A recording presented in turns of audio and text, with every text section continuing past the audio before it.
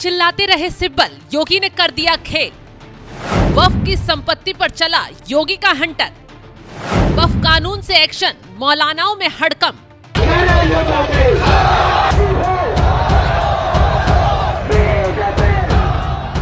Supreme court में वक्फ कानून पर मोदी सरकार और विरोधी मौलानाओं के वकील कपिल सिब्बल बुरी तरह भिड़ रहे हैं। किसी तरह वक्फ कानून रद्द हो जाए, कपिल सिब्बल जमकर चिल्ला रहे हैं, नई नई दलीलें पेश करते हुए नजर आ रहे हैं। कोर्ट में बवाल चल ही रहा था, योगी आदित्यनाथ ने वक्फ कानून को लेकर यूपी में विरोधी मौलानाओं के होश उड़ा देने वाला फैसला सुना दिया। ऐसी कार्रवाई की गई, कोर्ट में खड़े कपिल सिब्बल के भी होश उड़ गए, क्योंकि कौशाम्बी में वक्फ बोर्ड की संपत्ति पर एक बार फिर बड़ी कार्रवाई की गई। सिराथू के कड़ाधाम मिलकर में 93 बीघा वक्फ बोर्ड की संपत्ति को सरकार ने कब्जा मुक्त कराया है। प्रशासन ने वक्फ की संपत्ति को कब्जा मुक्त कराते हुए सरकारी खाते में दर्ज कराया है। जिले में 98.95 हेक्टेयर भूमि वक्फ बोर्ड के नाम पर है। जिले के 3 तहसीलों में जांच टीम गठित की गई है। जांच में पाया गया है कि वक्फ बोर्ड के नाम से पहले ये भूमि ग्राम समाज के खाते में दर्ज थी। वक्फ कानून लागू होते ही योगी सरकार ने इसे सख्ती से अमल में लाकर एक्शन शुरू कर दिया है। सबसे पहले संभल रडार पर आया, जहां जनेटा शरीफ की दरगाह पर एक्शन लिया गया। खैर, संभल की कार्रवाई पर आए उससे पहले कौशाम्बी में कैसे एक एक्शन ने मौलानाओं की जमीन हिलाकर रख दी, ये बताते हैं। दरअसल जांच की गई तो पता चला कि कौशाम्बी की ज्यादातर वक्फ संपत्ति पर कब्रिस्तान और मदरसे बने हुए हैं। ये वक्फ संपत्ति से पहले ग्राम समाज के खाते में जमीनें दर्ज थीं। अब जांच के बाद खुलासा हुआ तो वक्फ संपत्ति को तुरंत कब्जा मुक्त कराया गया। फिलहाल आगे और भी जमीनों की जांच चल रही है। अब बात करते हैं संभल की, जहां कई ऐसी जमीनें पाई गईं जिन पर बताया जा रहा है कि वक्फ के नाम पर अवैध कब्जे का काम किया गया और जल्द उन्हें जांच पड़ताल के बाद कब्जा मुक्त कराने की कार्रवाई शुरू हो जाएगी। संभल में भी वक्फ कानून के तहत कार्रवाई की गई। मुस्लिम युवक की शिकायत के बाद संभल की जनेटा शरीफ दरगाह की जांच शुरू हुई। राजस्व विभाग की टीम ने जनेटा दरगाह शरीफ की पैमाइश की है। जांच रिपोर्ट डीएम को सौंप दी गई है। डीएम के निर्देश के बाद आगे की कार्रवाई की जाएगी।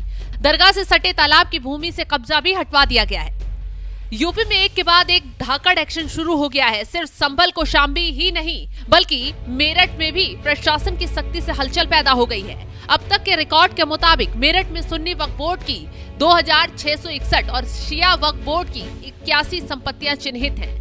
जांच में कोई भी संपत्ति सरकारी जमीन के रूप में चिन्हित होती है तो उस पर नियमानुसार कार्रवाई की जाएगी। सिर्फ 1-2 जिले में ही नहीं बल्कि पूरे यूपी में वक्फ कानून को लेकर सीएम योगी ने सख्ती दिखा दी है। वक्फ के नाम पर अवैध कब्जे के काम पर लगे एक भी माफिया को छोड़ा नहीं जाएगा। वैसे भी सीएम योगी आदित्यनाथ वक्फ में चल रही धांधली को लेकर बेहद गुस्से में हैं। यही वजह है कि मंच से खड़े होकर उन्होंने साफ संदेश बार बार दिया है, यूपी में माफियागिरी कोई भी करता पाया जाएगा, किसी हाल में छोड़ा नहीं जाएगा। देख रहे हो, यहाँ पर भी निषाद राज की पौराणिक भूमि पर कब्जा और जगह जगह शहरों पर भी वक्फ के नाम पर कब्जे किए गए। अब तो हम प्रधानमंत्री जी के प्रति आभार व्यक्त करते हैं। देखा ना, वक्फ बोर्ड ने कैसा मनमानापन उस समय बयान दे रहे थे। जब हम कुंभ का आयोजन करने जा रहे थे उस समय वो बयान दे रहे थे कि प्रयागराज में कुंभ की भूमि भी वक्फ की भूमि है। अबे हमने कहा ये बोर्ड क्या भूमाफिया बोर्ड हो गया क्या? भूमाफिया प्रदेश में नहीं चल सकते। माफियाओं को तो हम पहले ही विदा करा चुके हैं प्रदेश से। अब उत्तर प्रदेश में माफियागिरी नहीं चलेगी। वक्फ कानून को लेकर जहां एक तरफ विपक्षी और विरोधी मौलाना लगातार चिल्ला रहे हैं, देश में माहौल बना रहे हैं, किसी तरह वक्फ कानून रद्द हो जाए सुप्रीम कोर्ट में गिड़गिड़ाते नजर आ रहे हैं। अफवाह फैला रहे हैं कि वक्फ कानून से मुसलमानों को टारगेट किया गया है। वक्फ कानून मुसलमानों के धर्म में हस्तक्षेप करने के लिए लाया गया है। इस कानून से न सिर्फ वक्फ को खत्म कर दिया जाएगा बल्कि मुसलमानों की मस्जिद मदरसों पर भी एक्शन लिया जाएगा। लेकिन ऐसा बिल्कुल नहीं है। ये तो सिर्फ मुसलमानों के बीच गलतफहमी पैदा कर भड़काने की कोशिश की जा रही है ताकि मोदी सरकार के खिलाफ माहौल बने और देश में वही स्थिति पैदा हो जाए जो सीएए एनआरसी के वक्त हुई थी। यही वजह है कि पीएम मोदी से लेकर बीजेपी के तमाम नेताओं की तरफ से बार बार समझाया जा रहा है कि वक्फ कानून सिर्फ उनके लिए लाया जा रहा है जो माफियागिरी दिखाकर गरीबों के हक को छीन रहे हैं, जो वक्फ की जमीनों पर कब्जा कर खेल कर रहे हैं। वक्फ के नाम पर लाखों हेक्टेयर जमीन पूरे देश में है। इस जमीन, इस प्रॉपर्टी से गरीब का बेसहारा महिलाओं बच्चों का भला होना चाहिए था। और आज ईमानदारी से उसका उपयोग हुआ होता तो मेरे मुसलमान नौजवानों को साइकिल के पंक्चर बना करके जिंदगी नहीं गुजारनी पड़ती। लेकिन इससे मुट्ठी भर भू माफिया का कोई भला हुआ।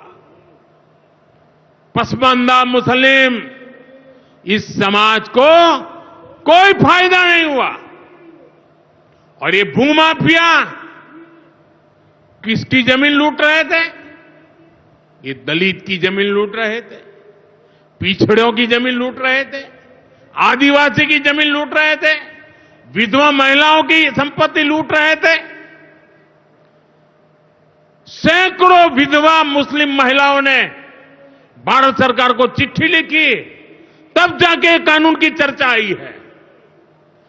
वक्फ कानून में बदलाव के बाद अब ये गरीबों से जो लूटा जा रहा है वो बंद होने वाला है। पीएम मोदी से लेकर सीएम योगी तक साफ चेतावनी साफ शब्दों में बार बार दे चुके हैं कि कोई भी वक्फ के नाम पर चालाकी करता पाया जाएगा उसे किसी हाल में छोड़ा नहीं जाएगा।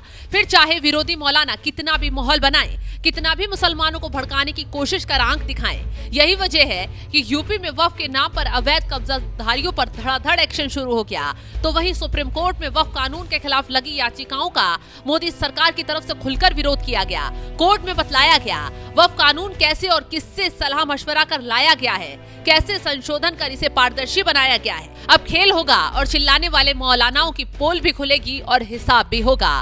फिलहाल जिस तरीके से योगी आदित्यनाथ ने वक्फ कानून लागू होते ही बड़ा एक्शन लिया है, उस पर आपका क्या है कहना? कमेंट कर अपनी राय जरूर बताएं।